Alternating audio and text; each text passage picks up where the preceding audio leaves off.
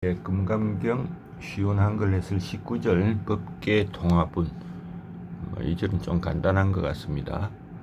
자, 수벌이의 이후나 약유인 13,대천세계 7보 이영보시 시인 이시인연 덕복다불 여시세존.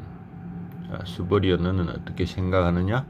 만약 어떤 좋은 가문의 아들과 딸이 이 3,000대천 세계를 칠보로 가득 채우고 여래아라한 빠르게 깨달은 분들에게 보시를 한다면 실로 그 좋은 가문의 아들과 딸은 이로 인해서 큰 공덕을 쌓겠느냐?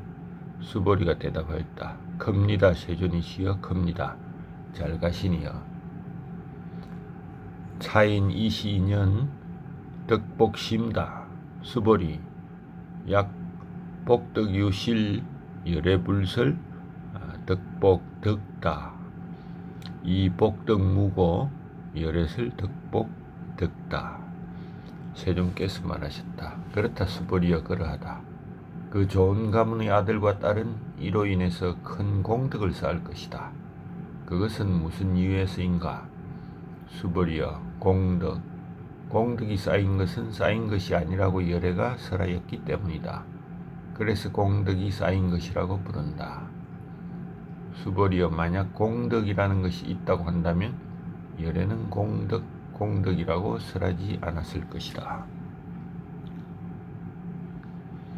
수십억 개의 우주를 칠보로 가득 채우는 공덕이 얼마나 큰지 말하고 있습니다.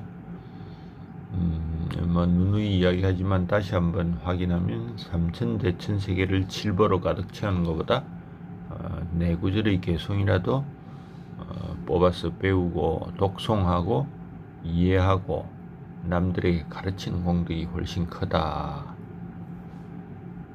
그런데 이제는 칠보로 보시하는 공덕이 크다는 이야기만 한다. 하하, 좀 이상하죠?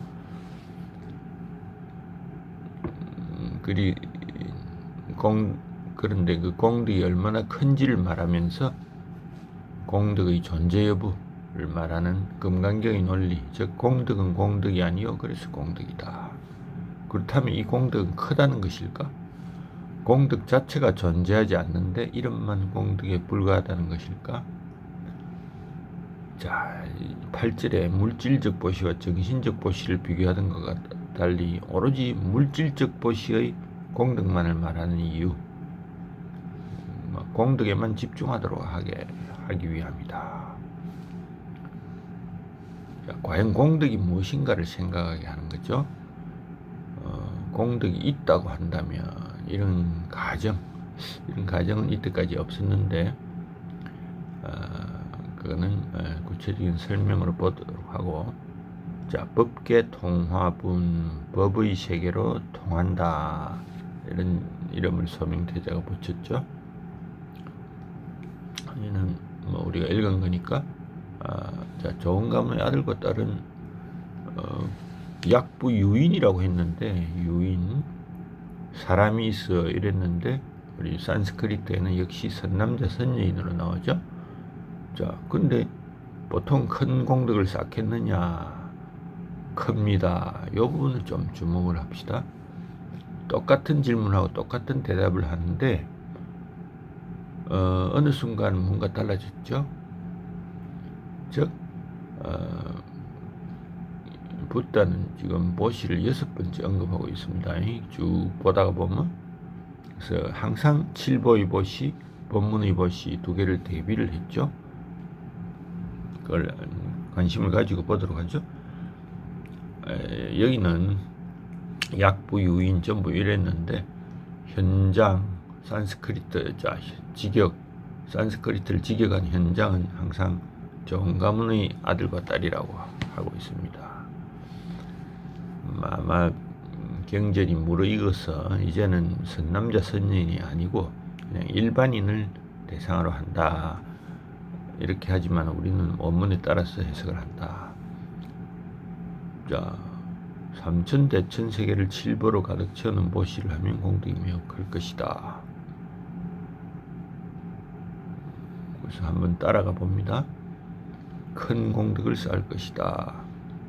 자, 보통 공덕이 쌓인 것은 공덕이 쌓인 것이 아닌데 이건 쌓인 것이 아니라 이렇게 부분 부정을 한다 하는 것을 관심을 가지고 보고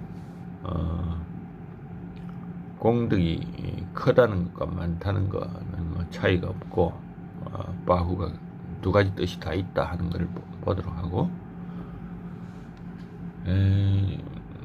그 한자를 떠나서 산스크리트로 보면 공덕이 쌓인 것은 쌓인 것이 아니라고 예래가 설하였고 그래서 공덕이 쌓인 것을 만들 것이다 이렇게 번역이 됩니다.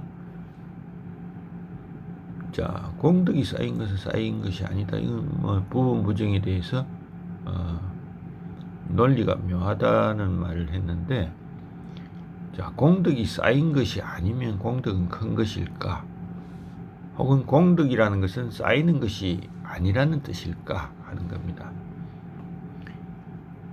즉 쌓인 공덕은 사실상 쌓인 것이 아니다.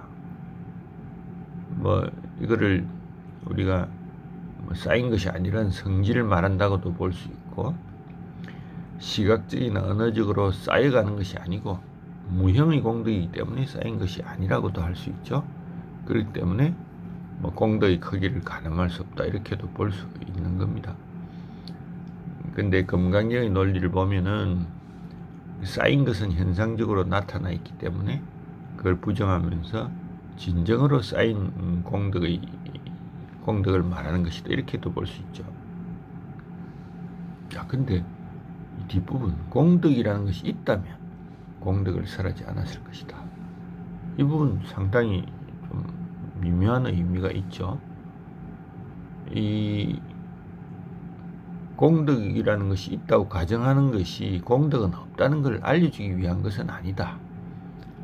즉 공덕이 있다고 하는 현상 속에서 살아가고 있지만 공덕의 본체는 비어있다 하는 걸 자각하게 만드는 뜻입니다. 그래서 일반적인 서술이라면은 공덕은 없다. 설하는 것은 공덕이 없기 때문이다. 공덕이 없는 이유는 공덕의 공함, 공덕 자체의 허구 둘 중에 하나인데, 근데 현장의 번역을 보면은 이 인연으로 생기는 복덕이 매우 크다. 그 이유는 복덕이 있다면 복덕에 대해 말하지 않았을 것이다. 즉 복덕이 크다고 말한 뒤에 복덕이 없는 것이라는 이유로 큰 것이다 이런 결론을 내리죠. 그래서 이거는 그 복덕이 허구라기보다도 복덕은 공하기 때문에 무한히 클 수 있다는 걸 말한다. 자, 뭐 이건 앞절에 뭘 연상을 시키죠. 연등이래가 예언할 때 붓다가 어떤 법을 알고 있었다면 석가모니 붓다가 될 것이라고 예언하지 않았을 것이다.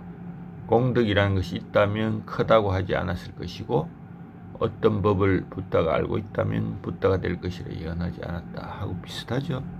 그래서 이 구절은 나중에 28절에 보면은 공덕을 받을 수는 있으나 집착하여서는 안 된다 하는 것과 관련이 있는데 요 순서를 다르게 했어요.